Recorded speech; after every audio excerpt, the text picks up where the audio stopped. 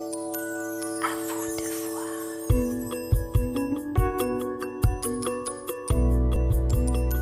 À vous de voir.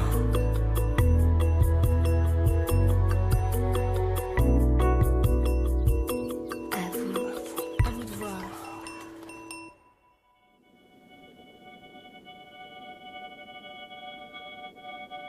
C'est un rêve vieux de 13 ans, parce qu'il est né sur un lit d'hôpital en fait. À l'hôpital, t'as 4 murs blancs autour de toi, donc dans mon cerveau là, imaginez que le blanc, c'était des étendues de neige. C'est à partir de ce moment-là qu'est née cette obsession d'aller un jour voir une région glacée, polaire. C'est toujours resté enfui en moi. La traversée.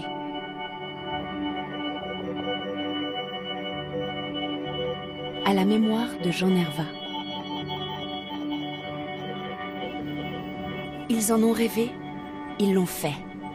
Randonnée en Sibérie en plein hiver sur le lac Baïkal et dans les montagnes alentours. Les membres de l'expédition sont aveugles, malvoyants ou atteints de surdité. Cette aventure en autonomie complète et par moins 20 degrés, ils vont la partager durant 10 jours avec un binôme voyant. Objectif de l'aventure, montrer que l'on peut voir autrement et que même porteur d'un handicap, il est possible de se lancer dans les projets les plus audacieux. Après plusieurs sessions d'entraînement dans le massif des Vosges avec tous les participants, Gérard, 69 ans, non-voyant, et Nicolas, 32 ans, malvoyant, sont en route pour l'aéroport. Demain, tu vas être congelé, je te dis, congelé. Pour eux, l'expédition est un véritable défi.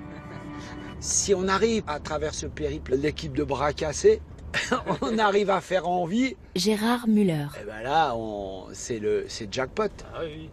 Et surtout, garde en tête que c'est un moment exceptionnel, même si c'est difficile par moment, et que c'est l'occasion pour toi de distiller un formidable message. T'es aveugle, c'est vrai, c'est dur, hein, on va pas raconter de conneries. Mais par contre, malgré cette difficulté, tu peux vivre une belle vie. Mesdames et messieurs, on est désormais prêts pour la partie de notre vol à destination de Alice, 25 ans, est atteinte du syndrome d'Usher, une maladie rare qui lui fait perdre progressivement la vue et l'audition. Alice la Pujade. Cette expédition, ça a été l'occasion pour moi de parler à mes proches de mon handicap. Beaucoup n'étaient pas au courant jusqu'à présent. J'ai encore du mal à accepter en fait ce handicap. Et là, ça m'a permis de leur en parler de façon positive, de leur dire voilà, je vois pas bien, j'entends pas bien, mais je vais partir en Sibérie avec du monde, ça va être génial. C'est un projet vraiment fou. Allez, au revoir, un bon voyage. Salut, hein. Salut. L'année prochaine, vous adorable, cette partie. Pour rallier Irkoutsk, capitale de la Sibérie occidentale, il faut compter 8 heures de vol depuis Paris. Arrivés sur place, les membres de l'expédition ne tardent pas à découvrir le lac, recouvert d'une brume épaisse. Et le lac est à notre droite, là.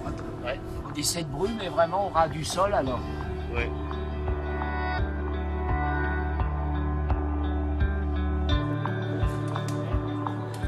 Le soir, au restaurant, les organisateurs examinent les derniers détails des trajets pour la semaine de randonnée.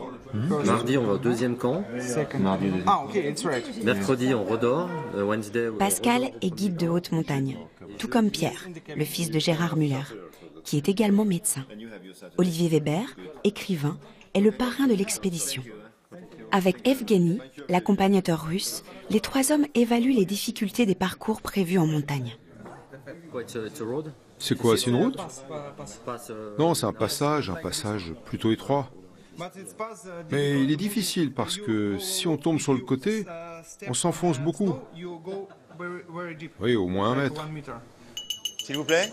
Donc demain, on va skier sur le lac Baïkal et on reviendra demain soir ici au camp.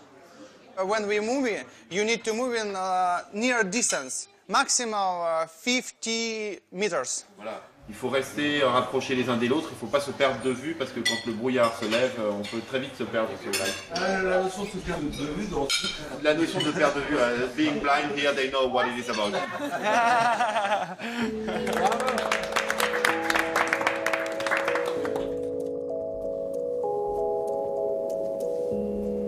Le lendemain matin, sous un soleil resplendissant, l'équipe peut enfin se lancer à l'assaut du lac. Ah, ça y est, on est dessus. C'est fantastique. Complètement dingue. Là, c'est le lac. Avant de partir, Nicolas propose à Christian, l'un des binômes, de porter une paire de lunettes opaques percées d'un petit trou. Alors fais voir tes lunettes là. En fait, ça représente ton champ de vision. C'est ce qui reste sur l'œil gauche, ouais. Pour corser l'exercice, Gérard le fait tourner sur lui-même. Je viens de manger Gérard, hein. Voilà, hop là, jetzt maintenant tu y vas. Christian Homer. C'est pas rassurant parce que tu sais plus ce qui se passe des côtés. Ça demande un exercice mental complémentaire que nous on fait pas. C'est de toujours garder en mémoire la position des personnes que j'ai vues juste avant. Alors que moi, en tant que personne voyante, il suffit que je fasse un 180 et puis je vois.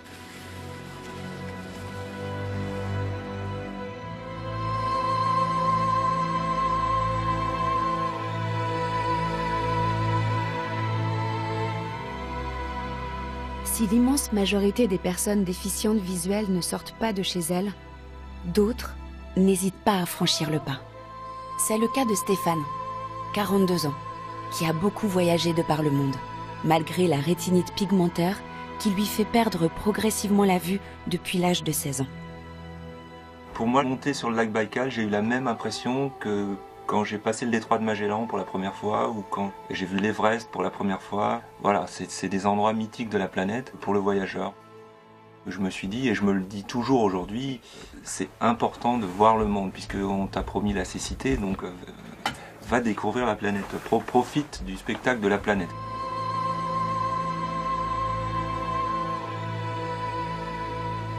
C'est une formidable expérience pour nous tous, c'est aussi une aventure humaine.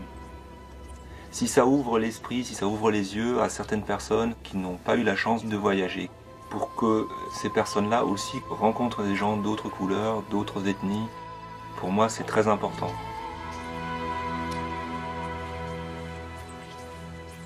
J'espère que les gens qui sont un peu dans l'isolement chez eux, qui sortent pas, vont se dire ah bah c'est pas mal ce qu'ils font ces gens et puis moi je vais y aller l'été prochain, je vais me bouger, alors je vais peut-être pas forcément aller au lac Baïkal mais simplement faire une randonnée dans les Alpes ou aller dans les montagnes de Corse où simplement on prend du plaisir.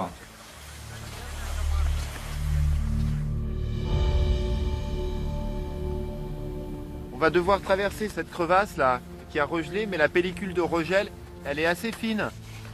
Ce sera suffisant pour qu'on puisse traverser, mais on va traverser un par un. Avec les skis c'est bien, on a beaucoup de surface donc il n'y aura pas de problème. Nicolas Linder. À un moment, la glace avait cassé sur le lac, et donc on a passé une demi-heure environ à rechercher un endroit où on pouvait malgré tout passer. Et on devait passer les uns après les autres. Pour les personnes qui n'avaient pas tellement de confiance dans leur sens de l'équilibre, c'était un petit moment d'adrénaline. Lâche la ceinture, Nico, de ton sac. Non, ne l'attache pas. Si tu tombes à l'eau, tu dois pouvoir l'enlever très vite. Ah, ok. Tu l'attacheras après. Ouais, juste les genoux au départ, là, pour la petite bosse du départ, là. Ça descend là, hein. Ouais, avance encore un peu. Plie les genoux. C'est ça ? Ouais, là. Ok, maintenant tu peux y aller, c'est là. Vas-y. Faster, more faster. Nice.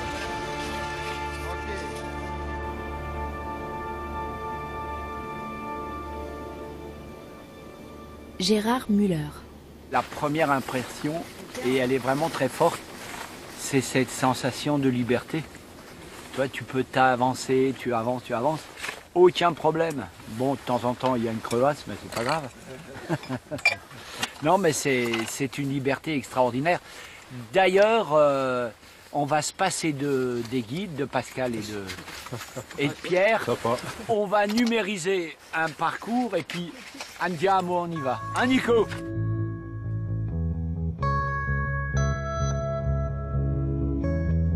Evgeny, guide. Au début, quand ils m'ont dit « on est aveugle et on veut faire un trek sur le lac en ski », je me suis dit « oh, c'est difficile, c'est même probablement impossible ». Mais maintenant, je pense que ce sont des personnes comme les autres. Et ils ont une très grande force intérieure. Je pense que c'est la meilleure équipe. Mais déjà, la première journée s'achève et il est temps de prendre le chemin du retour. Sur la rive, les membres de l'expédition sont accueillis par un groupe de travailleurs arméniens et fêtent chaleureusement leur baptême sibérien. Comment on dit déjà santé? Yves, 34 ans, malvoyant, est au centre de toutes les attentions. Nos amis russes rencontrent un Africain qui se retrouve au lac Baïkal en train de marcher. Pour eux, c'est incroyable. Ouais. Ils n'ont jamais vu ça. C'est sûr que ça court pas les Africains sur le Baïkal.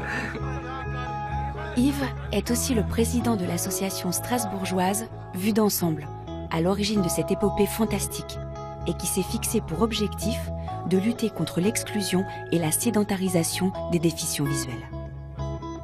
Yves Vancy. Le Baïkal, c'est quand même une consécration de tous les projets de marche, de montagne et autres qu'on a pu mettre en place, quoi. Beaucoup de personnes en situation de handicap ne croient plus au rêve. C'est beaucoup d'espoir, pour dire que beaucoup de choses sont possibles quand on y croit.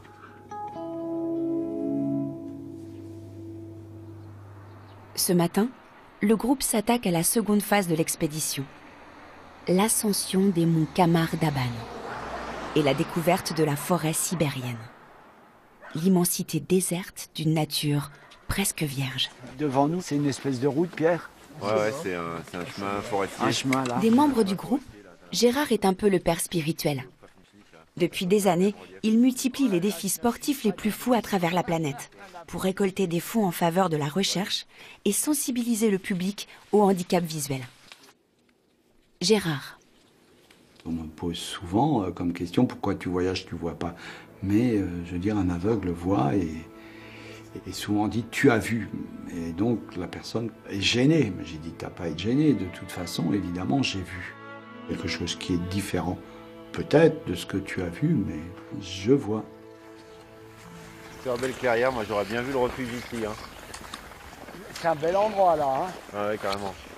Gérard est devenu aveugle à l'âge de 45 ans à la suite d'une rétinite pigmentaire. Pour lui et pour son fils Pierre, l'expédition a été l'occasion de se rapprocher et de se découvrir autrement. Pierre Müller. Il y a eu plusieurs étapes dans l'acceptation et dans l'évolution de sa maladie, quand il a dû arrêter de conduire, quand il a perdu son autonomie à vélo. Pour lui, ça a été un grand moment de détresse et on l'a senti triste et s'enfermer sur lui, et très désabusé. Et ça, je devais avoir 15, 16, 17 ans à peu près. C'est vrai que pour un père, c'est important que tes enfants sois fier de toi, quoi. Ouais, bah oui, oui. Et là, j'avais pas ce sentiment, quoi. Ouais. Ça, c'est vrai que ça me... Arrête, c'est bon. Depuis, il y a de l'eau qui a coulé sur les ponts. Ah ouais. Mais c'était la période la plus difficile et puis j'ai passé le cap. Mais je sais ce que vivent les jeunes. Ouais, bah oui. Enfin, t'es un bel exemple pour les jeunes, quoi. Je sais pas. Si. Bah si, tu donnes l'image d'un vieux bien dans ses pompes. Un vieux. Bah oui, t'es un vieux. Mais non, je suis pas vieux. Mais si, t'es vieux, mais t'es un vieux qui donne envie de vieillir, voilà. Donc c'est bien. Avant le départ, certains membres de l'expédition n'avaient jamais mis les pieds sur des skis. C'est le cas notamment de Nadia et de Nicolas. On pensait partir avec une grosse boule au ventre de savoir comment ça allait se passer et puis On était cool, finalement. Oui, parce que c'était fondé aussi, parce que quand on skie très très mal, c'est pas des très bons moments. Hein. Et puis la sensation de glisse, de ne pas savoir où on atterrit, comment prendre une pente, ça permet peut-être de ne pas profiter du moment. Et on est toujours obligé de se préparer à tout. Et des fois d'ailleurs ça donne des situations assez drôles. On sent une descente qui arrive, on se met en position, puis là vraiment avec les genoux qui descendent et tout. Et puis au final, c'est une pente de 30 cm. Nadia, elle est un peu plus loin. On ne sait jamais, il y a la fusée qui va descendre. Voilà, attention, c'est parti. Mets-toi bien à l'attaque, mets-toi bien à l'attaque.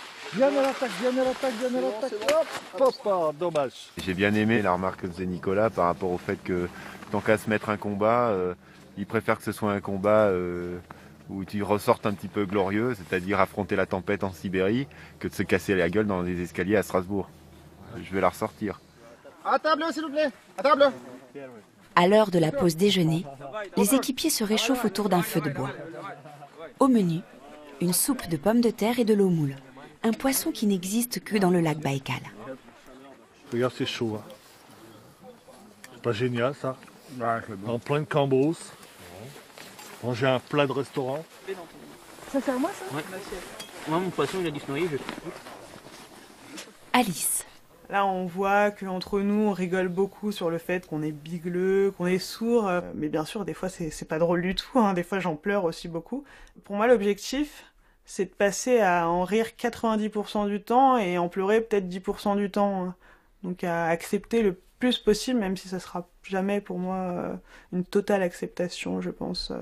Dans la mesure où c'est quand même une maladie qui évolue, en plus, on est toujours un peu dans la perte. Là, on se dit toujours, aujourd'hui, je vois moins bien qu'hier, mais je vois mieux que demain. Et ça, c'est difficile d'accepter quand même, ça.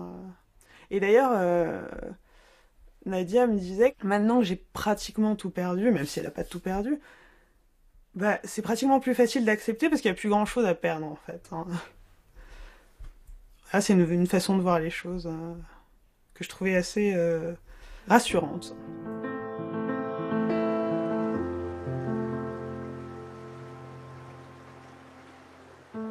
Nadia, 36 ans, malvoyante, a découvert récemment qu'elle était atteinte d'une rétinite pigmentaire. Nadia boit midi. Il y a eu un moment quand j'ai vraiment compris que, je sais pas, d'ailleurs j'ai rien compris encore. C'est-à-dire que, je sais pas ce qui va se passer, mais je me suis dit, ma vie, à moi, elle va être très bien. Il n'y aura rien à envier aux autres. Voilà, je me suis dit ça. Je me suis dit qu'il était hors de question on n'a pas une vie en solde, quoi. Faire du Baïkal, c'est dire, je vais me servir de ça comme occasion, justement. Pour rencontrer des gens, pour rigoler, pour faire des choses que j'aurais jamais eu l'occasion de faire. On n'a pas le choix, il faut faire une transaction, quoi. C'est-à-dire que dire, ok les gars, je vous cède ça, mais en contrepartie, il va falloir rembourser, quoi. Après plusieurs heures de marche, les membres de l'expédition arrivent au refuge des chasseurs, où ils font halte. Jean Nerva. Ce qui est intéressant dans ce défi Baïkal, c'est pas le défi physique de ce qu'on fait et tout, c'est qui le fait et dans quelles conditions, quoi. On a bien évidemment des problèmes physiques, mais ces handicaps induisent forcément des souffrances, des problèmes psychologiques, des problèmes d'insertion sociale, et puis je dirais même à la limite qu'un handicap débouche sur quasiment une crise existentialiste, quoi. C'est qu'est-ce que je vais faire de ma vie avec ce handicap ? Enfin, vous me dites, hein, peut-être que je me pose trop de questions, mais...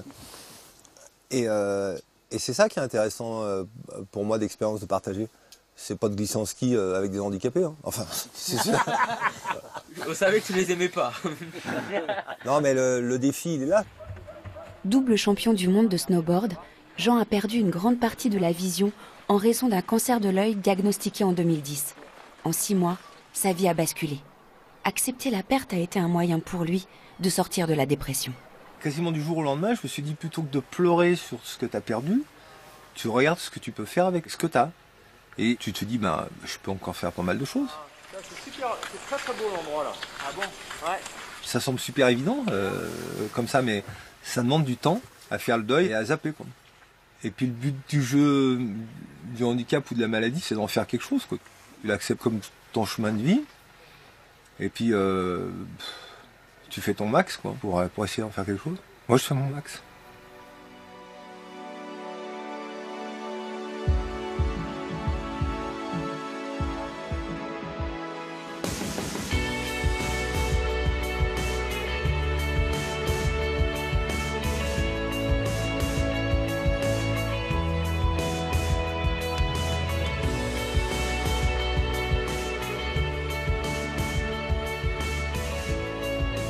Dans cette aventure sibérienne, le binôme joue un rôle primordial, dans le guidage notamment, le plus souvent vocal.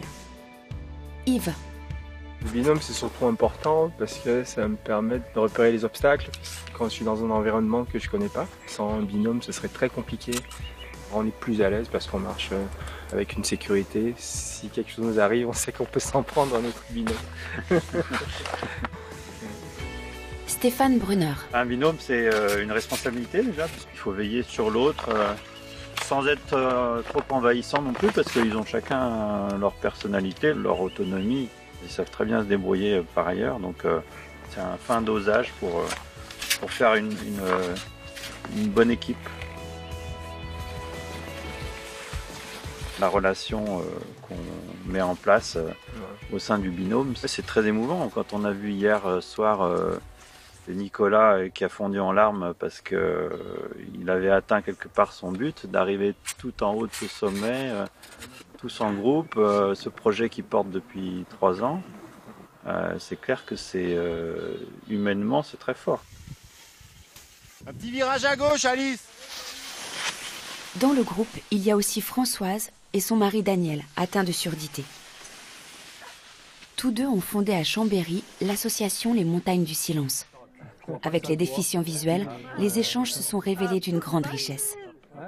Daniel Buffard-Moret. L'avantage d'un projet comme ça, c'est qu'on n'est pas autour d'une table à discuter. Ouais, c'est vrai. On fait quelque chose ensemble. Et ça, c'est le plus gros moteur. Voilà. Et du coup, on transpire tous ensemble. On a peur tous ensemble. Donc du coup, on est tous dans la même galère. Mais un point, c'est tout. Et ça, l'handicap, il passe au second plan.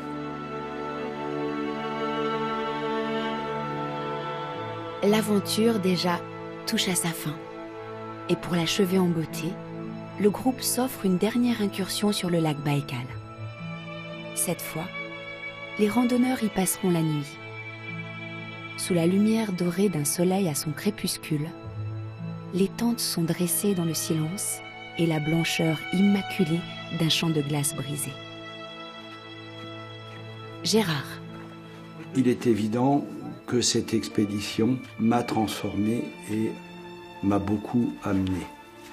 Elle m'a aussi beaucoup ému à travers le récit du vécu des jeunes. Et c'est vrai que ça m'a rappelé beaucoup de choses. La nuit tombée, dans l'intimité du cercle, les aventuriers vivent l'instant présent, intensément. Alice, elle a dit quelque chose l'autre soir qui m'a beaucoup touché. Moi, je disais que quand je voyais Gérard et Françoise ensemble, s'aider en fait tous les deux, ça me touchait vraiment et que c'est quelque chose que j'ai envie de dire au plus de monde possible en fait, que c'est possible de s'entraider entre une personne qui est sourde et une personne qui est aveugle. Voilà. Merci. Pas si bas. Bravo Alice. Maintenant Stéphane qui nous a pas dit toujours. Quand on a vécu une expérience comme celle-ci, on a envie de continuer à montrer aux autres qu'on est capable de faire plein de choses. Personnellement, moi j'ai envie de continuer à parler de mon handicap, continuer à prendre confiance en moi, parce que je pense que cette expédition m'a permis de gagner confiance en moi.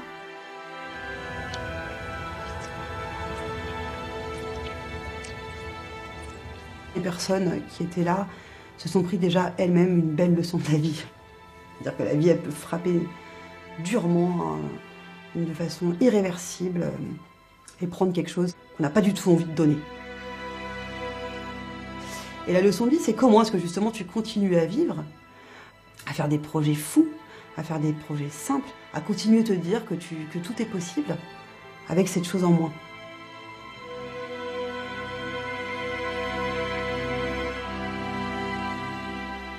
Pour moi, le Baïkal, c'est quelque chose vraiment qui marquera ma vie.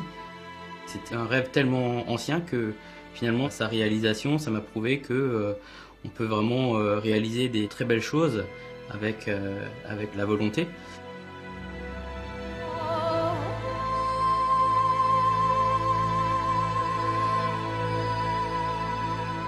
Si on arrive à faire avec cette différence, on change complètement de statut. Et je vais le dire sans retenue, je vais le dire tel que je le pense vraiment. On passe du statut de moins que rien au statut, un peu, disons-le, de héros.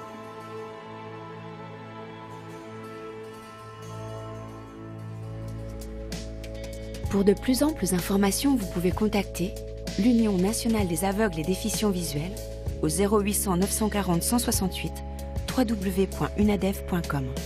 Vous pouvez revoir cette émission sur France TV, le nouveau service vidéo de France Télévisions, www.france.tv/France avec un tiret 5 / à vous de voir avec des tirets /. Auteur-réalisateur Olivier Weber. Producteur délégué Emmanuel Schlumberger. Avec le soutien du Centre national du cinéma et de l'image animée et de l'UNADEV. Avec la participation de France Télévisions. Presse Valérie Blanchet. Production Céline Raffestin, Thomas Bonnet. Responsable du programme Thierry Chiabrero, Patricia Corfi, Aurélie Taguet. Cette émission vous a été proposée par Bleu Cristal Média et France Télévisions.